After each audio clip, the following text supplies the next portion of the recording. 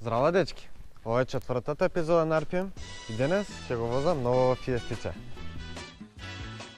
Фиеста од секоја значила за едно од најважните и најпопуларните модели на Ford. Така и со оваа последна генерација, тоа постои една година и е веќе вистински хит. Зошто е тоа така? Бидејќи и самите веќе многу добро знаете. Односно, нуди одлична цена, убав дизајн, многу опрема и одлични возачки карактеристики. Некако тргнав обратно од заклучокот, но тоа се карактеристики што не ги има само овој модел, туку и претходните генерации. Всушност, тоа е идејата кај оваа Фиеста, да не биде револутивна, туку еволутивна. Тоа значи дека иако овој модел е поширок и поголем од претходниот, сепак ќе делат истата платформа. Да, може би има одредени разлики, но драстични промени нема. Односно, поставени се нови браници напред и назад, нови фарови напред кои мене лично ми изгледат многу понежно и на задниот дел се поставени нови хоризонтални светла кои овој пат дават многу поширок израз на автомобилот. Но, најголемите разлики, односно промени, може би се внатре. Бидејќи како што можете да видите, веќе го нема оној хаос од копчиња тука на средниот дел, туку го има овој екран. Да, мал екран, за разлика од понапредните модели, го има оној 8-инчен екран голем исто како што го имавме во Фокусот. Но, ми се допаѓа па тоа што Ford размислиле дека ако го нема тој екран, го има овој држач за мобилниот телефон, кој не е фиксен, се вади, се става многу лесно. И исто така, тука има USB портал инаку имате и тука доле, но овој портал се користи во оној момент кога телефонот ви е поставен тука горе. Кога сум на горниот дел, морам да признам дека многу поквалитетни материјали и помеки се искористени тука горе, но многу ефтина пластика, не само тука, туку кај сите негови ривали и искористена на овие странични моменти. Кваките, нешто што фаќате многу често, исто така со многу ефтина пластика, може да се покриват малце поквалитетно да стават.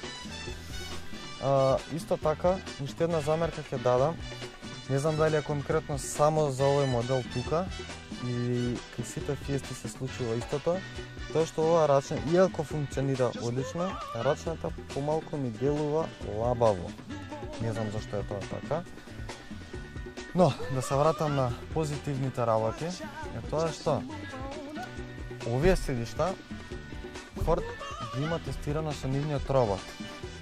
Нивниот робот кој симулира работење, односно користење од 10 години. Да, 10 години стимулира користење и затоа овие седишта се многу добри, многу квалитетни. Нешто друго, што сега сакам да го пробам, е тоа што Ford тврди дека овој миден кожен волан е направен од таков материјал што не се мрси, особено нели за девојчињата кои користат креми за раце. Затоа сега јас и ќе пробам. Се надам дека нема да зезна и дека нема да стане лек.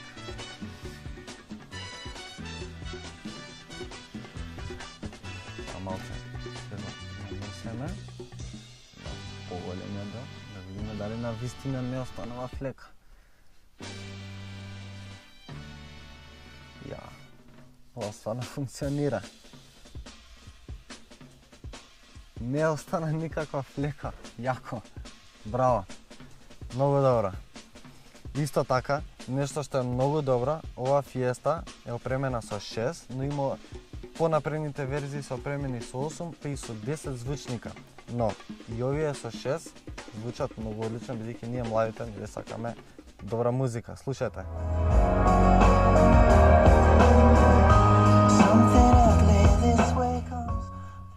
Мислам дека некој процент оглувев, но звучниците се одлични.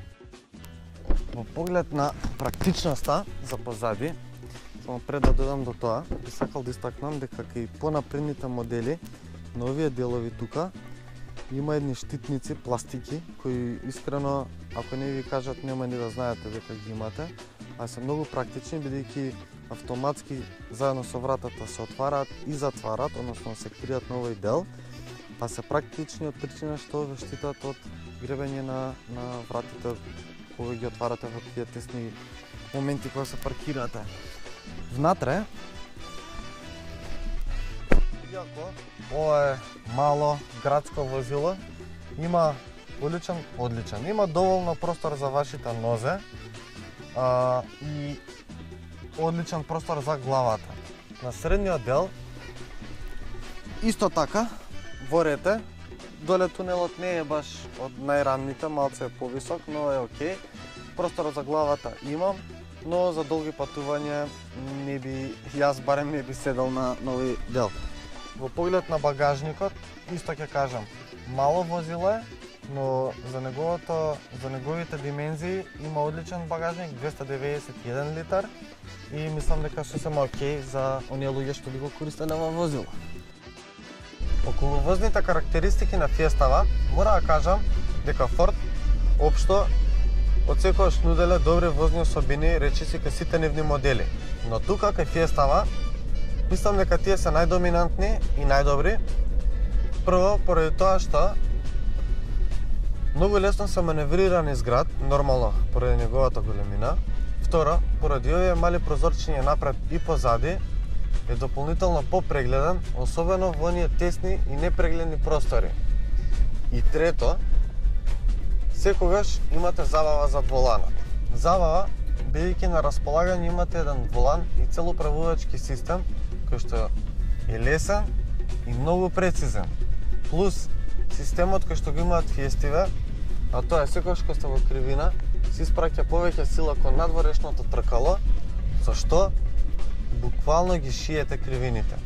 Ги шиете, бидејќи ги поминувате многу полесно, многу побезбедно и многу побрзо. Дури и со ова моторче од 1100 кубни сантиметри и 80 конски сили без турбо.